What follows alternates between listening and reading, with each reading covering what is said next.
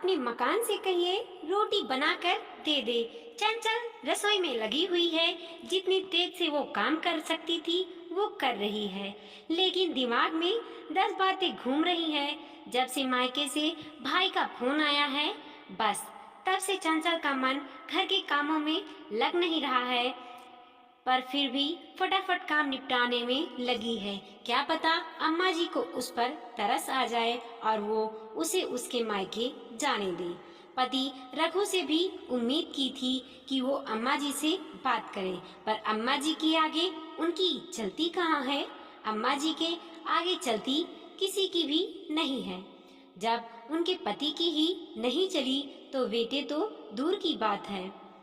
पहले ससुर जी भी कपकपाते थे, अब उनके सिधारने के बाद बेटे की क्या विरासत। अम्मा जी में ना बदलाव तब आया था ना अब आया है। अब तो वो पहले से और ज्यादा मुखर हो चुकी हैं।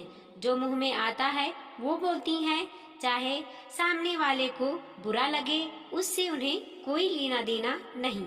अम्मा जी इस घर की मुखिया नहीं नहीं, इस मकान की मुखिया हैं, क्योंकि उन्हें अपने घर से ज्यादा अपने मकान से लगाव है।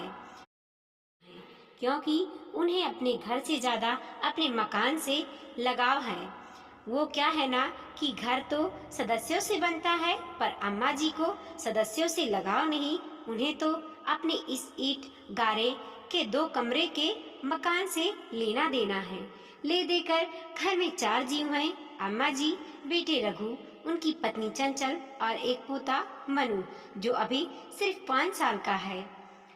बेटा बहू उनकी सेवा में कोई कमी नहीं छोड़ते, लेकिन उसके बावजूद वो ताना देने में कोई कसर नहीं छोड़ती। उन्हें लगता है कि ये लोग उनकी सेवा भी सिर्फ मकान के लिए कर रहे हैं। अगर कोई उनके मुंह पर तारीफ कर दे कि आपके बेटे बहुत बड़े अच्छे हैं, तो इतना सेवा करते हैं, तो अम्मा जी मुंह पर जवाब देती हैं, अरे मेरी सेवा तो मेरा मकान करता है, वरना आजकल का कौन सा बेटा बहू सेवा करते हैं। चंचल और रघु दोनों का ही सुनकर दिमाग खराब हो जाता, लेकिन फिर सोचते कि माँ ही तो है, भला माँ से कैसी नाराजगी।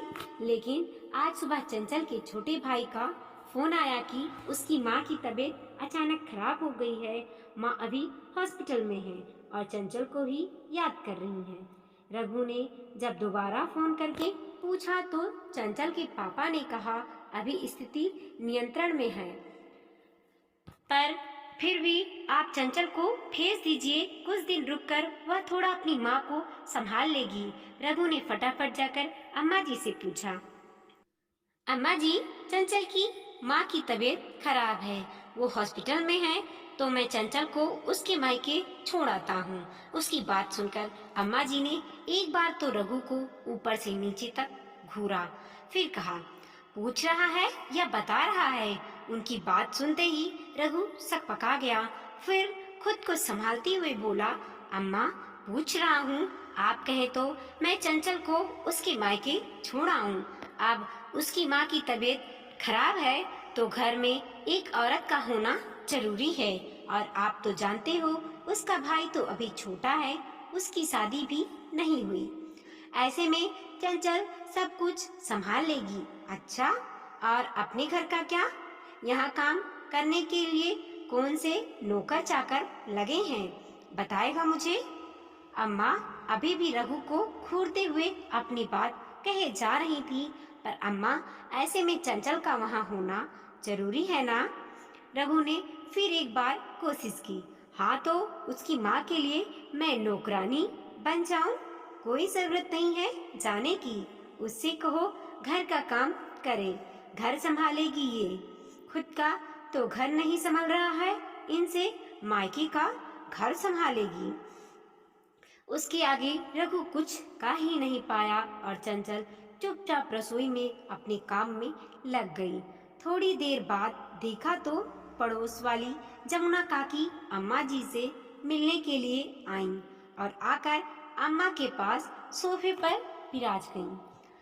और भौजी जी क्या हो रहा है, आजकल तो नजर ही नहीं आती हो, लगता है बहू से बहुत सेवा करवा रही हो।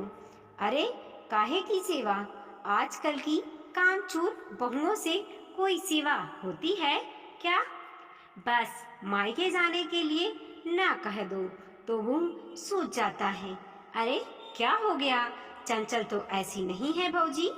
वह तो आपकी बड़ी सेवा करे हैं। वो क्या मेरी सेवा करेगी? मेरी सेवा तो मेरा ये मकान करता है, इसी के लालच में करती है सब कुछ, वरना आज निकाल बाहर करे मुझे।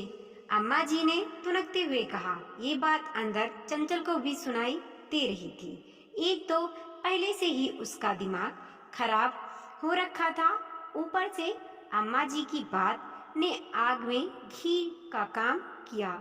चंचल सीधे अपने कमरे में गई और जाकर सामान पैक करने लगी। थोड़ी देर बाद जब जमुना काकी अपने घर चली गईं, तो चंचल अपने सामान के साथ बाहर आई। उसे देखते ही अम्मा जी उसे डांटते हुए बोली, कहाँ जा रही है तू? अभी सुबह तो मना किया था ना तुझे? अम्मा जी, मैं अपनी माँ के पास जा रही हूँ, अपने मायके। मेरी माँ को मेरी पापा को मेरी जरूरत है। मायके जाने से पहले याद रख, तू इस घर की बहू है। इस घर का काम कौन करेगा? रोटी कौन तैयार करेगा? चंचल अम्मा जी की तरफ मुड़कर मुस्कुराई और बोली, अम्मा जी अपने मकान से कहिए रोटी बना कर दे दे। वैसे भी आपकी सेवा हम नहीं, ये मकान करता है, तो अपने सारे काम इसी से करवा लीजिए। अम्मा जी ने गुस्से से रघु की तरफ देखा तो रघु ने चंचल की तरफ देखा। रघु के कुछ कहने से पहले ही चंचल ने कहा, माफ करना, लेकिन मैं सिर्फ आपकी पत्नी ही नहीं, किसी की बेटी भी हूँ।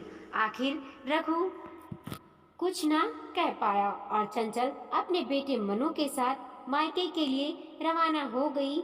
अम्मा जी गुस्से से रघु को बोली, तू रोक नहीं सकता था अपनी पत्नी को?